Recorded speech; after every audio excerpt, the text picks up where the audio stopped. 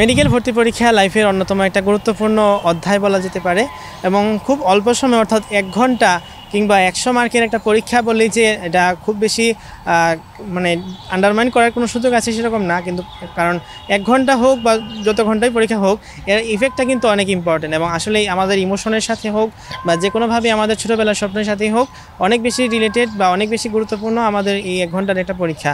So 1 ঘন্টা আমাদের আসলে অনেক কিছুই ঘটতে পারে, সেই ধরনের একটা প্রিপারেশন নিয়ে যেতে হবে এবং তোমাকে আসলে এই জিনিসটা আগে থেকে চিন্তা করে যেতে হবে যে পরীক্ষায় আমি একটা কোয়েশ্চেন আসবে, আসার পরে কোয়েশ্চেনটা পারতেও পারি নাও পারতে পারি, যে কোয়েশ্চেনটা পারবো না সেটা আমি ধরে নিব যে আমি পরে শিখে নিব।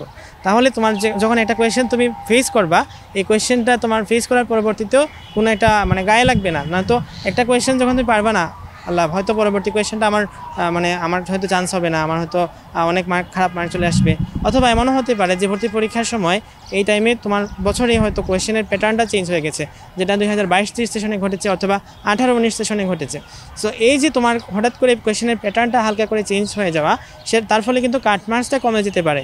এখন কাট মার্কস তো তুমি কত আসবে পরীক্ষার হলে বুঝতে পারবে না, তো তোমার আসলে আগে থেকেই প্রিপারেশনটা ওইভাবে নিজেকে আত্মস্থ করে যেতে হবে যে পরীক্ষায় প্রশ্ন আসলে যতটুকুই আসুক আমার যতটুকু পারা উচিত, যেসব কোয়েশ্চেন আসলে আমার রেঞ্জের মধ্যে আসছে ওই কোয়েশ্চেনগুলো আমি ভুল করে আসবো না, এটা হচ্ছে আমার টার্গেট। তুমি যদি ভালো একটা প্রিপারেশন নিয়ে থাকো এতদিন ইনশাল্লাহ তুমি চান্স পাবেই ইনশাল্লাহ।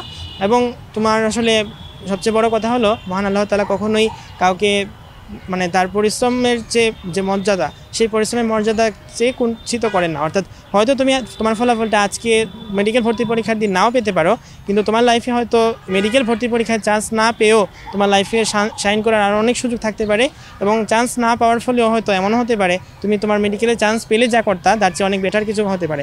লাইফে ফেইলিয়ার বলতে আসলে কিছু হয় না। সো এই টাইমে আসলে তুমি তোমার ভবিষ্যৎ এতদিন পর্যন্ত যতটুকু পড়াশোনা করেছো তার ভিত্তিতে তোমার রেজাল্টটা আসবে।